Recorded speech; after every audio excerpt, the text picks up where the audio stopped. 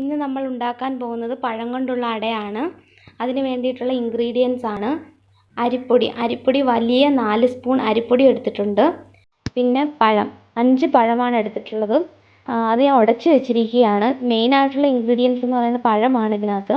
പിന്നെ ആവശ്യത്തിന് ശർക്കര, പിന്നെ ഉപ്പ്, 1/2 കപ്പ് തേങ്ങ, ഏലക്കായ, ജീരകം, പിന്നെ നമ്മൾ യൂസ് ചെയ്യുന്നത് വാഴയില ഉപയോഗിച്ചാണ് ഇത് ചെയ്യുന്നത്. എങ്കിൽ നമുക്ക് തുടങ്ങാം. ആദ്യം ആവശ്യത്തിന് വെള്ളം ഒഴിക്കുക. ഉപ്പ് ചേർക്കുക.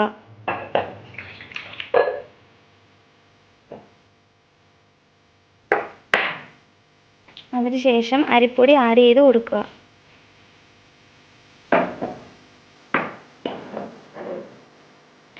അതിലേക്ക് നമ്മൾ ഉടച്ച് വെച്ചിരിക്കുന്ന പഴം ചേർത്ത് കൊടുക്കുക. ശേഷം തേങ്ങ ആഡ് ചെയ്ത് കൊടുക്കുക.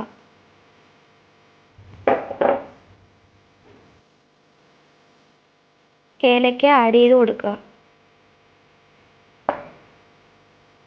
ജീരകം കൂടി ചേർക്കുക.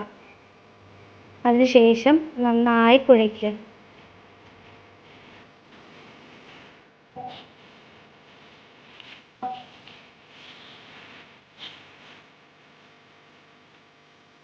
പഴം ചേർത്ത് കുഴച്ചതിന് ശേഷം നമ്മൾ ടേസ്റ്റ് നോക്കുക.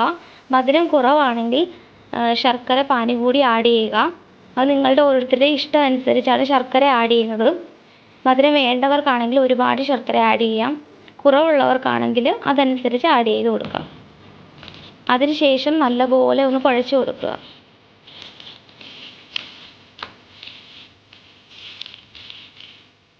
ഇനി മാവ് നമുക്ക് ഇലയിലേക്ക് പരത്താം.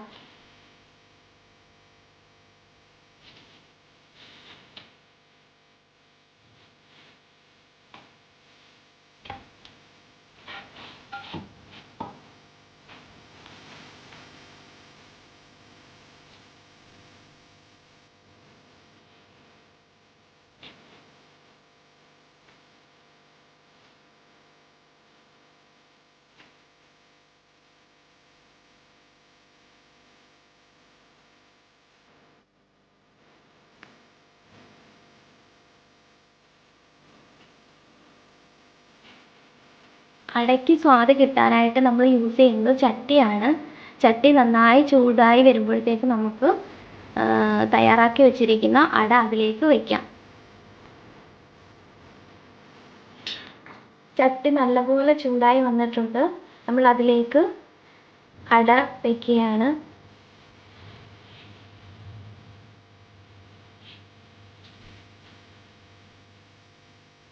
നമ്മൾ അട തിരിച്ചിട്ടിരിക്കുകയാണ്. ഇപ്പോൾ നല്ലതുപോലെ മുരിഞ്ഞ് വന്നിട്ടുണ്ട്.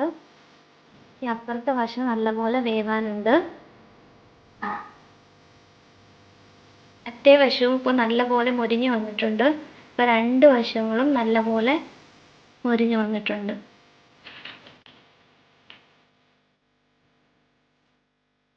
നല്ലൊരു റൗണ്ട് ഷേപ്പിൽ തന്നെ നമുക്ക് അട പാകമായി കഴിഞ്ഞിരിക്കുകയാണ്.